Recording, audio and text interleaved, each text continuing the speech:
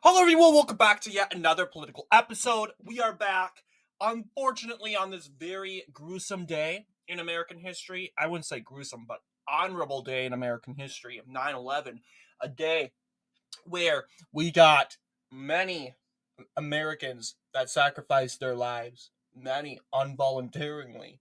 Many of them were innocent, and many of them were law enforcement. So we obviously pay great uh, respect to them. Another tragedy, though, for the state of Tennessee, Jim Sasser has passed away. Jim Sasser was a U.S. Senator from Tennessee, one of the very last Democrat senators from the state of Tennessee. We will be taking a look and presenting his said life and how he once again served the state of Tennessee. Now, coming from the state of Tennessee, you would have to be somewhat sort of moderate. You can't really run in Tennessee and be somewhat of a progressive. He is a part of the Clinton administration, though. He served as ambassador from ambassador to China, and I am kind of interested to see if he is a conservative of some sorts.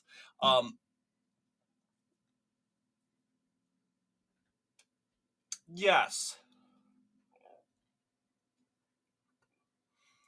I guess there's no. I mean, he's definitely a moderate. I would say definitely a Clinton Democrat. But we have his electoral history, first off, ranging from his early life.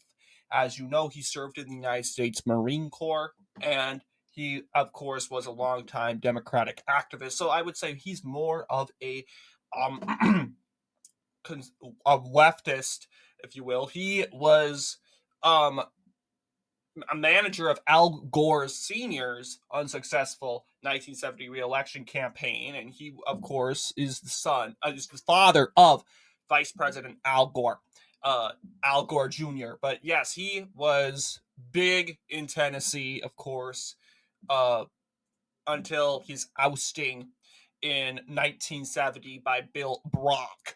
Uh, but yes, this is pretty much 1976. 6 years later, uh, t- Sasser decided to, of course, run in solidarity and try to get revenge for Albert Gore's um, unfortunate defeat in 19, I would say 1970. So let's start off with his electoral history. So starting off with 1976, this is the United States Senate election in said state of Tennessee.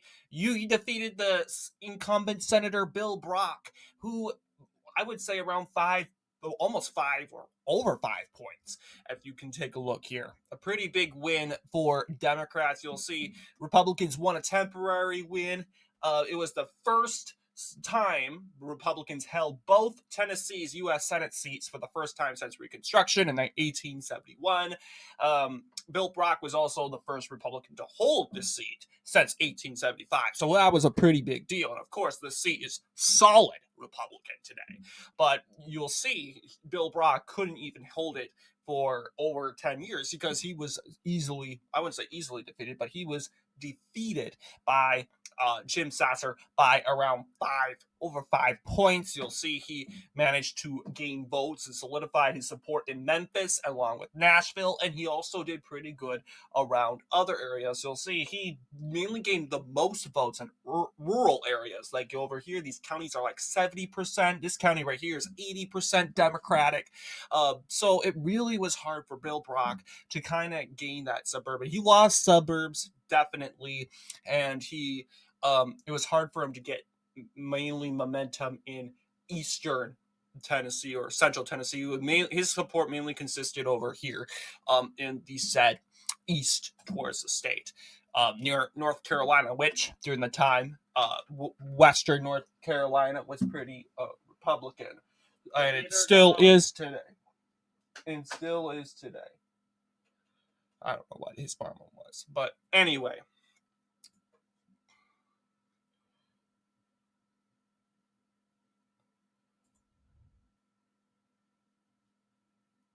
52.46%. That was a 5%. Okay, Jim Sasser, 61% of the popular vote.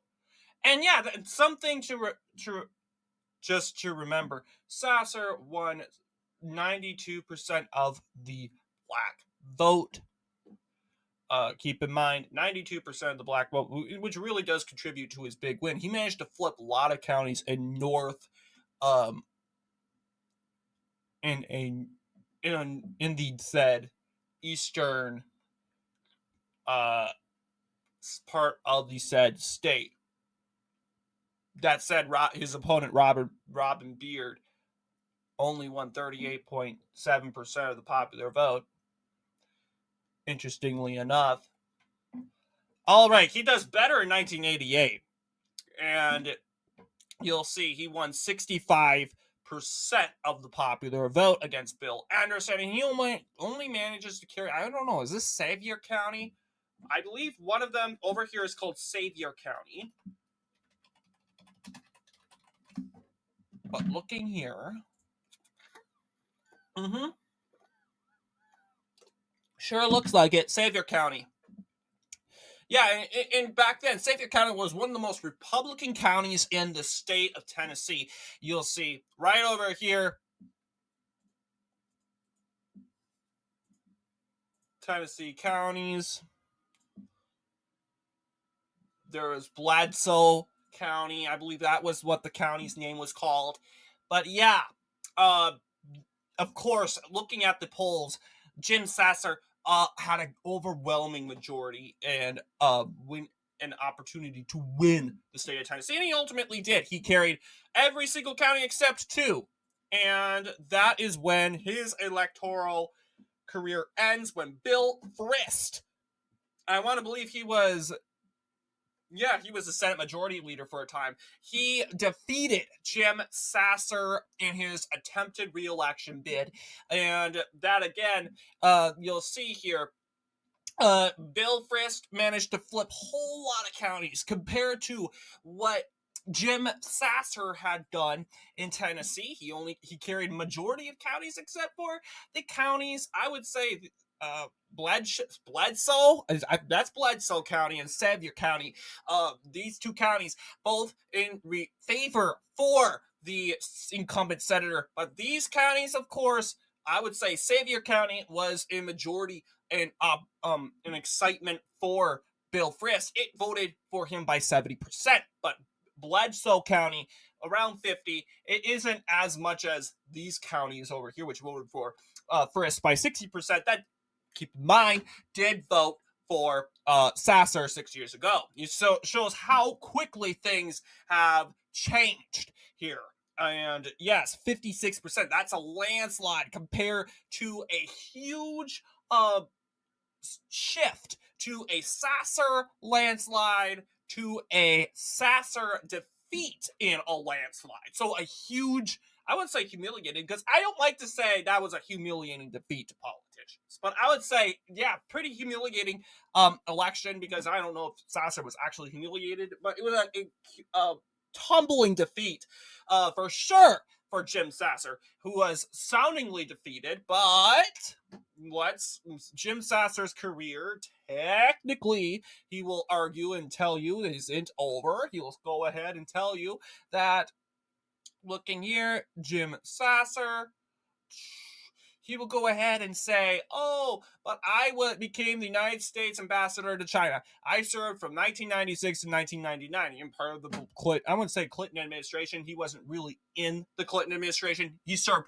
during the Clinton administration, to just in case clarify with that. And then he therefore leaves politics. His later career, after retiring as an ambassador, Sasser worked as a consultant in Tennessee and Washington, D.C., and also lectured at George Washington University. He became a professor at the University of North Carolina at Chapel Hill, and he would probably reside there for the rest of his life until yesterday. He sadly passed away from a heart attack at Chapel Hill, North Carolina. And that city is like in around the capital area, if you will. He passed away at the age of 87. And yeah, this was his electoral history. General, yep. So, what are your guys' thoughts in regards to Jim Sasser on this very day? We mourn the loss of Jim Sasser. Not only Jim Sasser, but to the many others who passed away on this very, very special day, 9/11. We never forget. And we never forget the unity we once had during that day. I can tell you that day was supposed to be a very divisive day. A president who kind of failed to keep watch, and as a result, 2,000 people died, or close to that. Over, I wouldn't say 2,000, yeah, 2,000 people in total passed away, and it's just horrible. And you would think that would be devastating, and we'd have a lot of anger, but instead we had a lot of grievance, and that grievance turned into love and compassion for other people. So that is great. I want to thank you all for watching this video, and I'll see you all in the next political episode. Rest in peace, Jim Sasser.